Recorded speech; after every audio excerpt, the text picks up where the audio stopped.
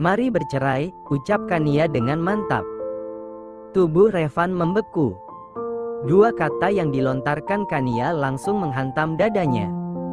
Untuk sesaat, Revan hanya diam. Pria itu berusaha mencerna dengan baik apa yang baru saja diucapkan istrinya. Dirinya bahkan yakin betul jika tadi ia salah dengar. Ya, pasti salah dengar. Tadi kamu ngomong apa? Kayaknya ada sedikit masalah sama pendengaran aku deh. Revan mengusap telinganya. Pria itu bahkan tersenyum kikuk. Kania tak menyahut. Wanita itu hanya diam saja. Tak mendapat sahutan, Revan berdehem.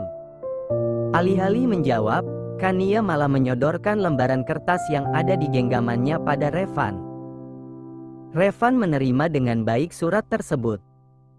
Dengan tangan yang bergetar, pria itu berusaha fokus membaca rentetan kata yang tercantum di kertas berwarna putih tersebut. Sontak saja pria itu menggelengkan kepalanya dengan kuat kala membaca semua kata yang tercantum tersebut. Berkali-kali pria itu membaca ulang, tapi tetap saja kalimat sama yang ia temukan. Sayang, ini maksudnya apa? Revan bertanya dengan suara yang terdengar sangat jelas bergetar. Sayang.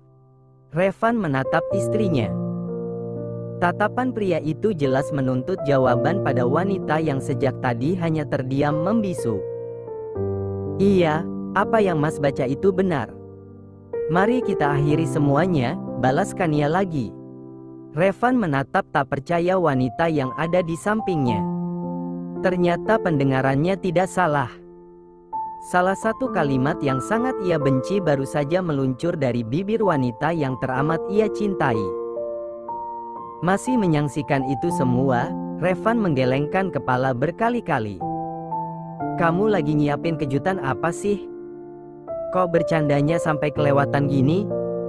Tanya Revan sembari tertawa sumbang. Jelas saja pria itu tak suka pada candaan istrinya. Aku nggak bercanda, Mas. Apalagi sampai nyiapin kejutan segala. Aku serius. Mari kita bercerai.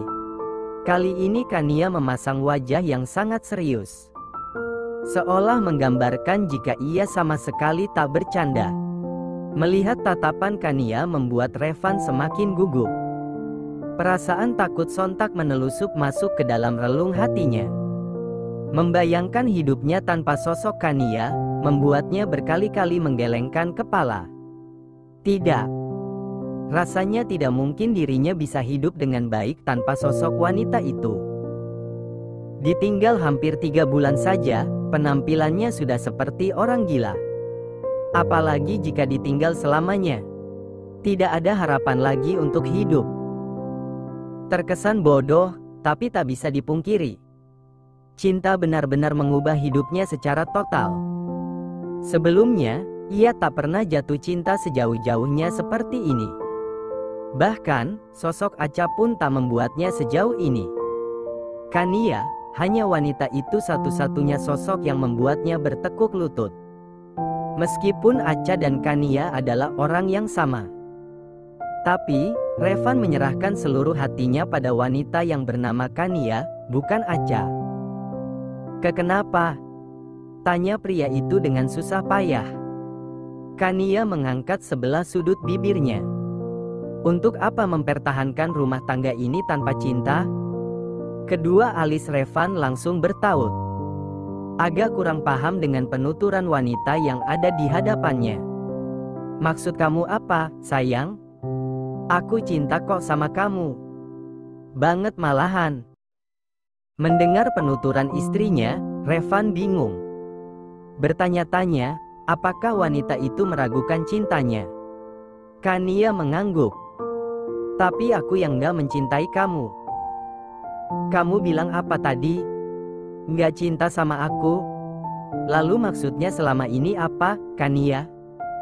Revan menatap tajam wanita yang sudah menemaninya beberapa bulan ini. Selama ini, ulang Kania sembari terkekeh. Asal Pak Revandra tahu. Saya menikahi Anda bukan karena cinta, tapi karena uang. Saya bersikap manis pun karena uang. Semuanya karena uang. Sedikit pun saya ngegek punya perasaan sama Bapak. Revan merasa sesak, bagai ditusuk oleh sembilu yang amat tajam. Kania mengatakan kalimat itu tanpa keraguan sedikit pun. Enggak. Kamu bohong. Kamu bohong, Kania. Aku yakin banget kalau kamu cinta sama aku. Revan terus menggelengkan kepalanya. Bercanda kamu gak lucu, Kania. Kania terkesiap mendengar bentakan suaminya yang sangat keras. Untuk pertama kalinya ia melihat sosok lain suaminya. Jika biasanya Revan selalu bersikap manis dan menggemaskan, kini pria itu terlihat amat mengerikan. Apalagi sorot mata pria itu sangat tajam. Kania memejamkan matanya, menarik napas panjang, kemudian menghembuskannya secara perlahan. Tapi itu faktanya. Aku sama sekali gak pernah cinta sama kamu. Semuanya hanya sandiwara. Sandiwara? Ulang Revan. Kalau itu memang sandiwara, kenapa gak bersandiwara selama-lamanya aja? Kenapa harus bilang sama aku? Kania tak menjawab. Pandangan wanita itu terus mengarah ke depan. Revan yang tadi marah, kini menatap sendu istrinya. Diraihnya telapak tangan wanita itu sembari menatap sayu mata yang kini tengah menatapnya. Sayang, sebenarnya apa yang terjadi? Kamu bohong, kan? Aku yakin banget kalau kamu cinta sama aku. Kamu gak bisa bohong, Kania. Hiks. Kania langsung memalingkan wajahnya mendengar isak tangis suaminya. Mati-matian ia menahan dirinya agar cairan hangat yang sedari tadi berdesakan ingin keluar tidak jatuh. Tidak. Dirinya tak boleh terlihat lemah untuk saat ini. Aku gak pernah cinta sama kamu. Semuanya yang aku lakukan dan berikan cuma semata karena uang. Aku sama sekali gak pernah mencintai kamu, balas Kania berusaha menahan sesak di dadanya. Benarkah alasan wanita itu ingin meninggalkan suaminya lantaran kecewa dibohongi? Tentu saja tidak. Lantas, apakah karena Revan merupakan keponakan dari orang yang sudah membunuh kedua orang tuanya? Sejujurnya, Kania sempat tak mampu menerima fakta itu. Fakta besar itu sejenak merenggut akal sehatnya. Tak menyangka jika Tuhan akan mempertemukan dan menyatukan ia ke dalam hubungan yang penuh cinta. Ingin berontak dan pergi, tapi rasanya sangat sulit untuk berpisah dari pria itu. Ya, ia akui, rasa dendamnya sudah kalah dengan rasa cintanya yang teramat pada pria itu. Tapi, mungkinkah itu satu-satunya alasan ia berniat meninggalkan Revan? Jawabannya masih tidak. Itu semua ia lakukan semata-mata demi kebaikan semuanya. Flashback. Setelah membaca surat yang menyatakan dirinya akan kesusahan untuk bisa hamil kembali. 2 hari kemudian Kania pergi ke rumah sakit secara diam-diam tanpa meminta izin terlebih dahulu pada sang suami. Sesampainya, wanita itu bergegas masuk ke ruangan Dr. Bram. Dokter yang selama ini dipercayakan keluarganya untuk merawat ia selama sakit waktu itu. Tanpa mengetuk pintu, wanita itu langsung masuk begitu saja. Biarlah ia dicap sebagai orang yang tak tahu sopan santun. Yang pasti, apa yang baru saja terjadi memang merenggut akal sehatnya. Rupanya Bram tengah mengobrol dan memberikan penjelasan pada seorang wanita yang sepertinya baru saja menyampaikan keluhan. Bukan iya? Bram agak terkejut mendapati keberadaan wanita yang pernah menjadi pasiennya. Baik, terima kasih, Dok. Perempuan yang berada di dalam ruangan yang sama, langsung keluar dari ruangan. Wajahnya sangat murung sekali. Seolah sedang memikul beban yang berat. Dokter Bram mengangguk. Setelah perempuan tadi keluar, Bram mempersilakan Kania untuk duduk. Apa ibu memiliki keluhan? Tanya Bram dengan ramah. Profesi dokter memang mengharuskannya bersikap ramah pada semua orang. Kania mengangguk, mengambil selembar kertas yang ada di dalam tasnya, kemudian menyodorkannya kepada Bram.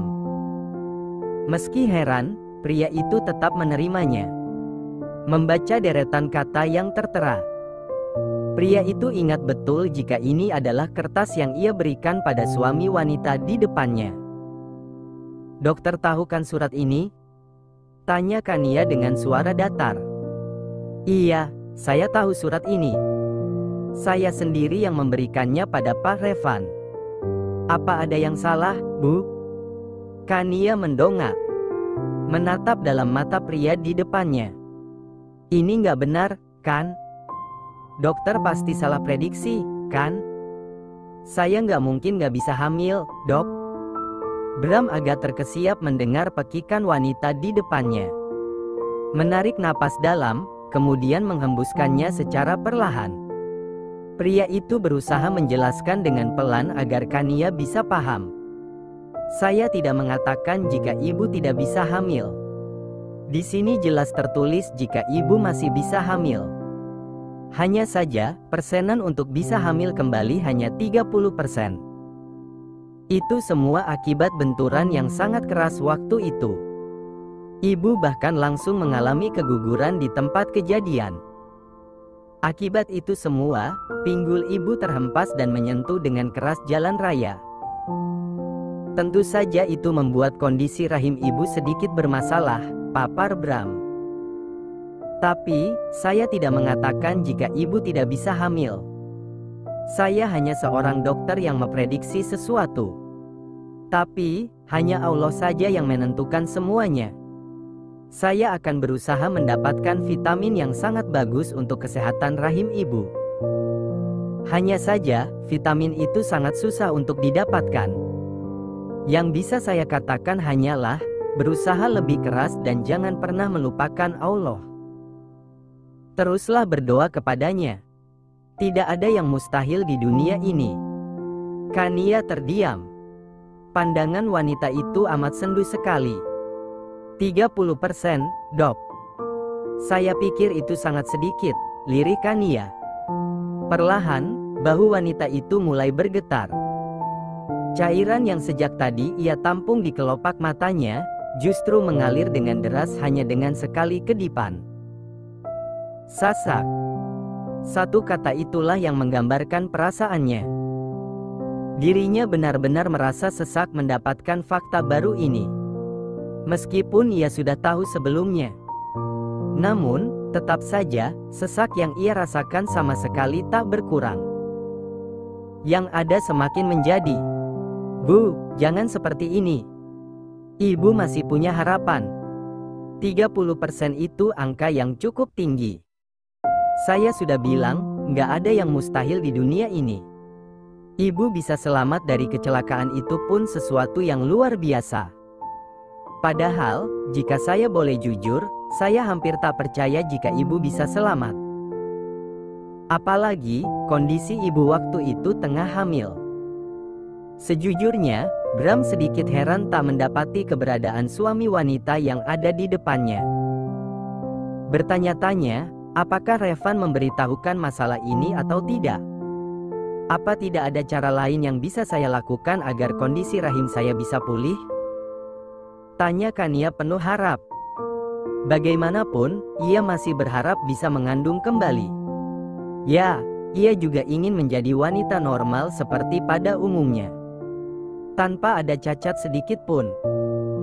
Termasuk masalah kandungan. Tidak ada yang bisa dilakukan selain mengkonsumsi vitamin.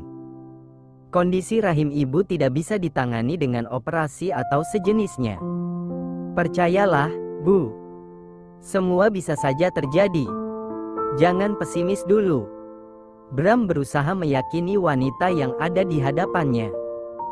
Memang sulit bagi wanita untuk menerima kondisi jika rahimnya bermasalah.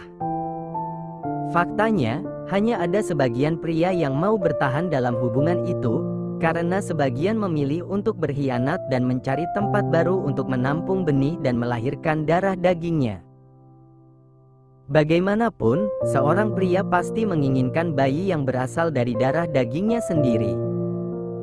Mungkin, itulah salah satu faktor yang membuat kondisi mental Kania sedikit bermasalah. Mungkin wanita itu takut segala kemungkinan yang bisa terjadi dan menamparkan kehidupannya. Kania hanya diam. Sorot matanya memancarkan jika wanita itu amat terluka. Butiran kristal kembali jatuh membasahi pipinya yang tirus. Padahal, ia dapat melihat dengan jelas jika Revan sangat menginginkan kehadiran malaikat kecil dalam rumah tangga mereka. Setelah berbicara sebentar dengan Dr. Bram, Kania keluar dari ruangan pria itu. Berkali-kali wanita itu menyeka air matanya. Ini pasti sangat sulit untuk ibu. Kania mendongak kala mendengar suara sendu seseorang yang sepertinya dilayangkan padanya. Ia dapat melihat dengan jelas jika wanita yang berada di ruangan Dr. Bram lah yang baru saja mengeluarkan suara. Kania hanya melempar senyum tipis di tengah air mata yang membasahi wajahnya. "Kondisi kita sama, Bu," lirih perempuan itu. Mendengar kalimat yang terlontar dari bibir pucat wanita yang ada di depannya, Kania terlihat penasaran. "Maksud ibu? Kondisi saya juga bermasalah. Saya dan suami saya mengalami kecelakaan. Waktu itu ada yang menabrak mobil kami. Setelah kejadian itu, 3 bulan saya masih belum dianugerahi anak. Setelah melakukan pemeriksaan, ternyata kondisi rahim saya bermasalah. Dokter mengatakan saya bisa hamil hanya 25% saja." Kania mendengar dengan seksama cerita yang disampaikan wanita yang ada di hadapannya. "Lalu bagaimana sekarang? Apa ada perubahan?" tanya Kania yang terlihat amat penasaran. Wanita itu menggeleng. Seketika itu pula senyum getir terbit di bibirnya. "Sudah 5 tahun berlalu. Tapi, saya masih belum dipercayakan Tuhan untuk mengandung." 5 tahun? Napas Kania mendadak tercekat mendengar penuturan wanita yang ada di depannya. "Selama itukah?" pikirnya. Wanita itu mengangguk. "Iya, sudah 5 tahun aku menantikannya. Bahkan, ratusan atau bahkan ribuan vitamin sudah aku minum. Semuanya sia-sia." Untuk sesaat, Kania hanya terbengong. Ternyata wanita di depannya sangat berusaha sekali. Lalu bagaimana reaksi suami ibu dan kedua mertua ibu? Entah kenapa malah pertanyaan itulah yang keluar dari bibir Kania. "Suami saya?" ulang wanita. Masih terkekeh, seolah ada yang lucu. "Suami saya menerima dengan ikhlas.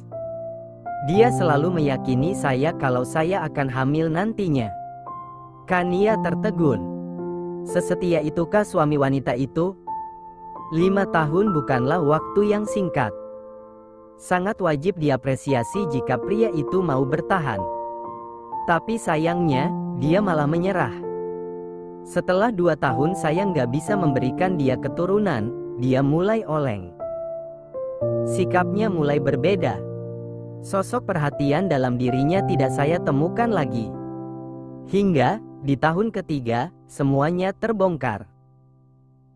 Jika tadi Kania baru saja memuji suami wanita itu, kini ia malah terbelalak. "Memangnya apa yang terjadi?" Dia menghampiriku sembari membawa seorang bayi yang sangat menggemaskan. Namun, dia tidak hanya membawa seorang bayi, tetapi juga seorang wanita. Bayi itu adalah darah dagingnya sendiri. Untuk sesaat Kania tak bisa bernapas. Ekspresi wanita itu bahkan menggambarkan jika dirinya sangat terkejut. Kania memberikan tatapan yang sulit diartikan pada wanita yang ada di depannya. "Mama maksudnya? Ibu di madu?" Wanita itu mengangguk. Dia meminta maaf. Bahkan sampai bersujud di bawah kaki saya. Saya ingin marah atas perselingkuhan mereka. Tapi, mendengar jika dia sangat menginginkan seorang anak justru malah menamparkan saya. Saya ingin pergi, tapi cinta sudah melumpuhkan saya. Jadi ibu tidak bercerai? Tidak. Dia memperlakukan kami dengan adil. Dia sama sekali nggak pernah mengabaikan saya. Malahan, dia sering mengajak saya bermain bersama dengan buah hatinya. Dia sosok yang baik dan hangat. Tapi, wanita itu menjeda sejenak ucapannya. Bolehkah aku katakan jika aku terluka? 3 tahun aku mempertahankan senyum manis pada mereka. Tapi, sekarang aku lelah. Bagaimanapun aku juga sosok wanita yang lemah. Entah apa yang mendorong Kania. Perlahan ia mendekati wanita itu. Memberikan pelukan untuk memberikan rasa semangat pada wanita itu. Meskipun, semangatnya sendiri pun sudah hilang entah kemana. Sejak obrolan saat itu, Kania terus kepikiran. Memang tidak ada yang mustahil. Seseorang yang amat kita cintai dan yakini tidak mungkin menyakiti, kadang tak menepati janjinya. Dia malah pergi. Ingin mengatakan jika dia egois, tapi fakta tentang kondisi tubuh kita justru menamparkan dengan keras hidup. Seolah mengatakan jika kitalah yang salah, bukan suami. Kania menghembuskan napas gusar. Setelah suaminya pergi ke kantor, wanita itu bersiap-siap. Rencananya ia ingin pergi ke rumah orang tuanya. Ingin sekali rasanya ia berbagi keluh kesah. Tapi, itu tak mungkin. "Halo, Ma," sapa Kania pada mertuanya yang tengah asik menonton televisi. Kania, kenapa nggak ngabarin kalau datang?" Luna dengan antusias menyambut kedatangan menantunya.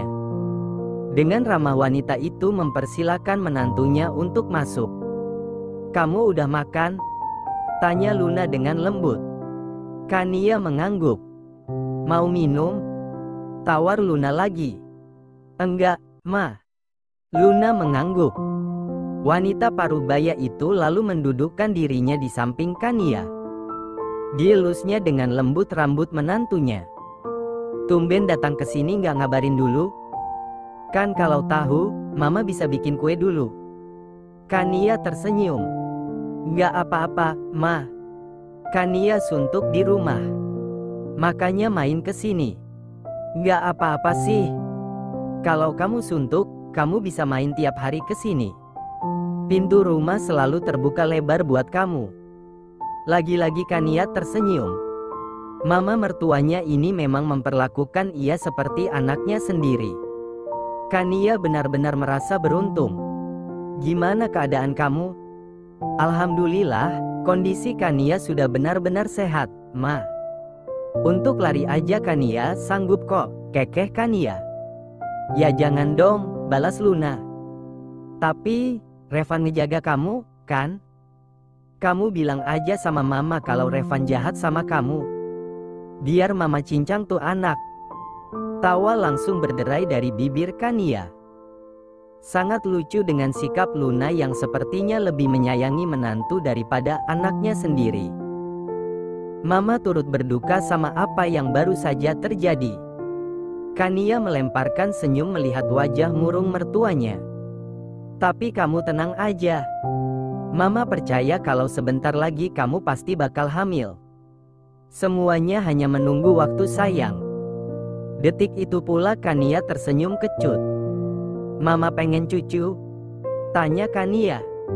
Luna menatap aneh menantunya. Memangnya siapa coba yang mau jika diberikan cucu? Bohong kalau Mama bilang gak mau. Tapi, Mama gak bakal maksain kalian kok. Jangan sampai ucapan Mama ini malah buat kamu tertekan. "Iya, Ma." Revan menggelengkan kepalanya. Sangat menyaksikan apa yang baru saja ia dengar. Tidak. Sampai kapanpun ia tak akan percaya apa yang baru saja dia dengar. "Kamu bohong, Kania. Aku bisa bedain itu semua. Dan aku yakin kalau kamu cinta sama aku. Aku bisa ngeliat itu semua dari tatapan mata kamu." "Berhenti bicara omong kosong, Kania. Tapi itu faktanya, Mas," teriak Kania nyalang. "Ya udah, Kamu mau berapa banyak uang? Aku bisa kasih berapapun yang kamu mau, Kania. Berapapun itu, tekan Revan lagi. Tapi aku nggak mau mempertahankan hubungan ini tanpa cinta. Aku sama sekali nggak ada perasaan apapun sama kamu. Terserah. Mau kamu cinta atau enggak, aku sama sekali nggak peduli. Yang penting jangan pernah berpikir kamu bisa lepas dari aku. Kalau kamu nggak cinta, that's okay. Aku nggak perlu cinta kamu. Yang aku perlukan cuman kehadiran kamu dalam hidup aku. Kali ini Revan bahkan menaikkan 1 oktav suaranya. Sebegitunya kamu jatuh ke dalam pesona seorang Kania? Sinis Kania. Iya. Jawab Revan tanpa ragu. Aku udah terlalu jatuh cinta sama kamu. Mungkin aku nggak bisa hidup tanpa kamu. Maka oleh itu, jangan pernah berpikir untuk lepas dari genggaman aku. Kania menatap nyalang suaminya. Tak berbeda jauh dengan wanita itu. Tatapan Revan juga tak kalah tajam. Aku nggak peduli. Segera tanda tangan surat ini. Kania menyodorkan kertas yang tadi sempat dikembalikan oleh Revan. Tanda tangan. Beo pria itu. Kania melotot kala kertas yang ia sodorkan pada Revan dirobek oleh pria itu. Tidak sampai di situ saja. Amplop berwarna coklat itu pun dirobek habis oleh Revan. Kemudian, bolpoin yang ada di genggaman Kania ia rebut dengan kasar, lalu dipatahkannya menjadi 2. Kamu apa-apaan, Mas? Bentak Kania yang langsung bangkit berdiri. Mana lagi suratnya? Aku yakin kamu masih nyimpan suratnya, kan? Keluarin semuanya. Biar aku robek, kalau perlu aku bakar semuanya. Sungguh, tatapan tajam yang diberikan suaminya membuat nyali Kania menciut. Mata yang biasanya memberikan tatapan lembut itu, kini tengah menatapnya sangat tajam. Revan ikut berdiri. Pria itu memegang bahu Kania dengan erat. Kamu dengar baik-baik, Kania. Kamu sendiri yang pernah bilang, apa yang sudah menjadi milik kamu, akan terus menjadi milik kamu. Dan sekarang, aku juga pakai prinsip yang sama. Apa yang sudah menjadi milik aku, akan terus menjadi milik aku. Aku nggak akan pernah mau ngelepasin kamu gitu aja. Kamu egois kalau kayak gitu. Aku tekanin kalau aku nggak cinta sama kamu. Terserah kamu mau bilang apa. Aku egois. Iya, aku egois. Ini semua salah kamu yang udah buat aku jatuh cinta, sejatuh-jatuhnya. Revan melangkahkan kakinya sedikit menjauh. Tatapan tajam terus ia berikan pada wanita yang ada di hadapannya. Jangan pernah berpikir kamu bisa kabur atau pergi tanpa pamit lagi, Kania. Aku pastikan kamu gak akan bisa lepas dari genggaman aku. Kalau kamu sampai berani pergi dari hidup aku pastikan kamu akan menyesal seumur hidup. Setelah mengatakan kalimat itu, Revan benar-benar melangkahkan kakinya menjauh dari Kania. Napas pria itu memburu. Ia amat murka pada permintaan gila Kania. Setahunya, mengurus surat perceraian memerlukan waktu beberapa hari. Mungkinkah wanita itu sudah mempersiapkan semuanya sejak beberapa hari yang lalu? Lantas, apa maksud sikap manis yang wanita itu berikan padanya? Apakah semuanya palsu? Apakah ini dibalik sifat menggemaskan wanita itu? Baru saja Revan sampai di ambang pintu. Pria itu langsung menghentikan langkahnya kala mendengar suara Kania kembali. Kamu nggak tahu diri banget. Kenapa sangat percaya diri sekali? Jelas-jelas kamu adalah keponakan seorang pembunuh. Ingat, kamu itu bagian dari keluarga pembunuh.